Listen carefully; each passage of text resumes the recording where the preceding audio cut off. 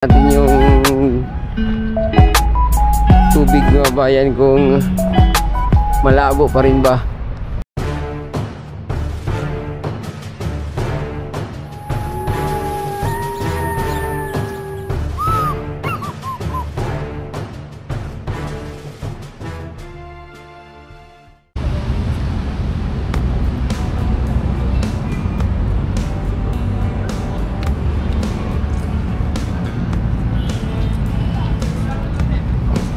Hello guys, good morning. Ayan, nandito tayo sa ating Dolomite Beach para maghatid ng bagong update.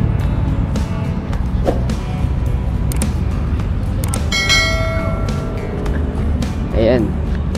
So wala nga yung clean up drive. Tahimik yung ating Dolomite Beach. Mga ilan lang yung mga kababayan natin na nandito. Pero mostly nandito nakatambay, nakasilong sa mga lilim puno ng nyug. Ayan. As usual, yung ating Dolomite stone, ang marker, pwistuhan ng mga kababayan natin. Mas maganda talaga dito pag pumunta ng umaga kasi banayad yung ating dagat, no? Tahimik. Hindi tulad pag hapon maalon tsaka lumalabo na yung tubig. Check natin yung tubig mga bayan kung malabo pa rin ba. Ayan, sabagay ilang araw nang hindi nag-uulan. Ayan, at sabi nga yung coliform bacteria dito mababa na, no? So ito, tingnan na, wow, grabe linaw, tsaka ayun, daming isda. Yun, nalinis na banda rito. Ayun, grabe kalinaw na tubig, yun, kaya yung mga kababayan talaga natin dito, pag nakita to baka magtalo na agad yun, wala pa namang truss boom na nakakabit. Uy, ayun,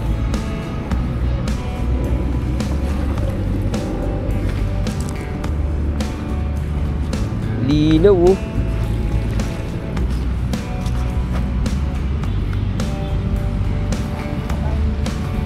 dito naman hanggang dito pala nakapaglinis yung mga taga MMDA mga bayan. Ayan, may mga iilan talagang basura,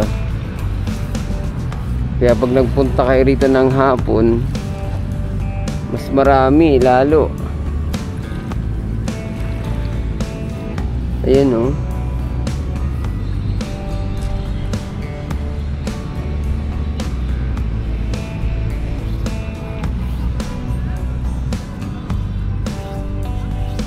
at mayroon pang mga nasa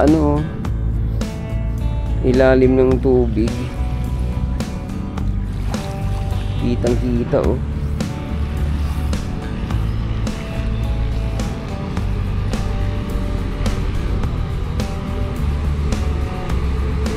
ayan, ito sipag ng MMDA,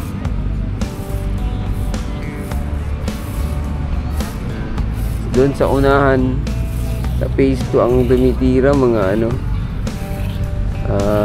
DNR, bali sa lubong sila, yung mga doon, reclamation,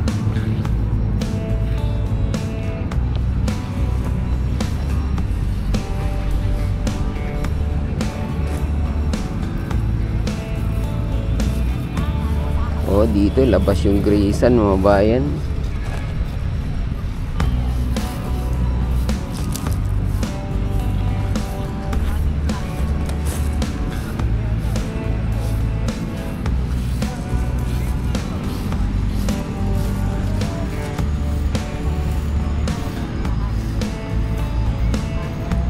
Ayan oh. Yung ating ano rito oh. Pamusong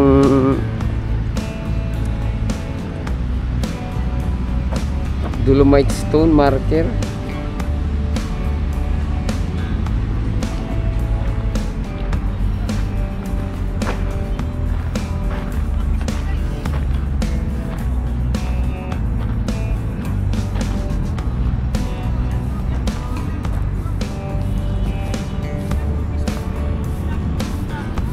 Ayan.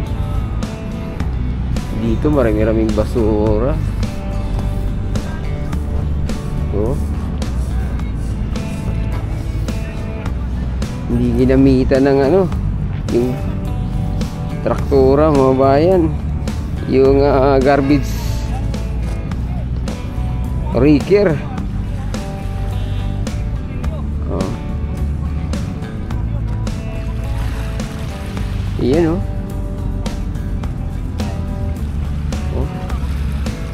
So ano pala to? Palutide. Ayun, daming isda maliliit oh.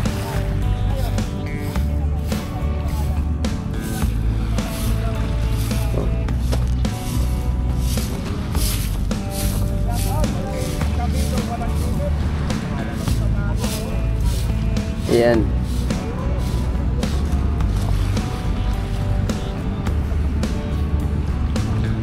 Although may mga garbage dito mga bayan, pero ang linaw ng tubig oh. Hala. Dami pang isda. Yun lang, yung mga isda dito pag nakakain ng mga plastic garbage o yung mga microchip, nako delikado. Okay, ano sinasabi natin, kailan kaya matuto yung mga kababayan natin?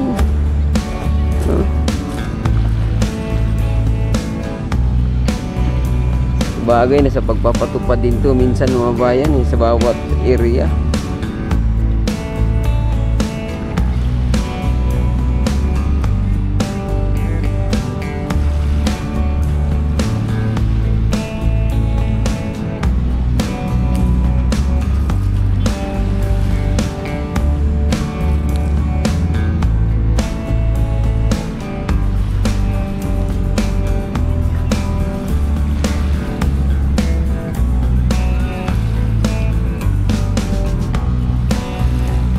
Dami pa namang isda oh.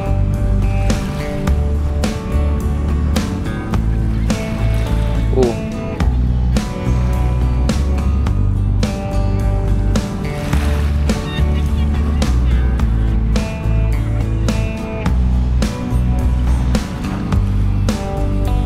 Oh, so para hindi pa naman makapal. Kaya lang syempre nakakadismaya rin. Taon-taon ganito. Iba. Oh. Parang wala na lang hanggan ano. Panay basura.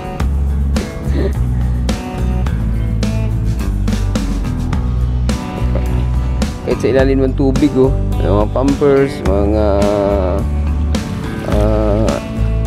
chocolate wrapper, ayan oh, mga ano, pump cake. Yes, ito po. Hindi talaga tayo magtaka kung number 1 contributor ng basura Pilipinas sa buong mundo, no?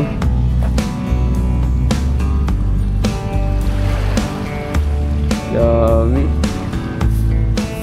Ayun yan sa Greenpeace mga bayan, ha?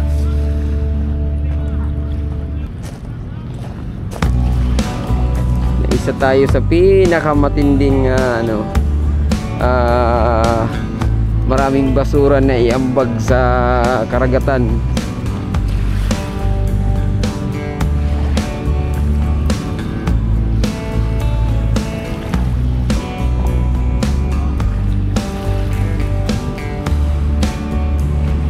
Ayan.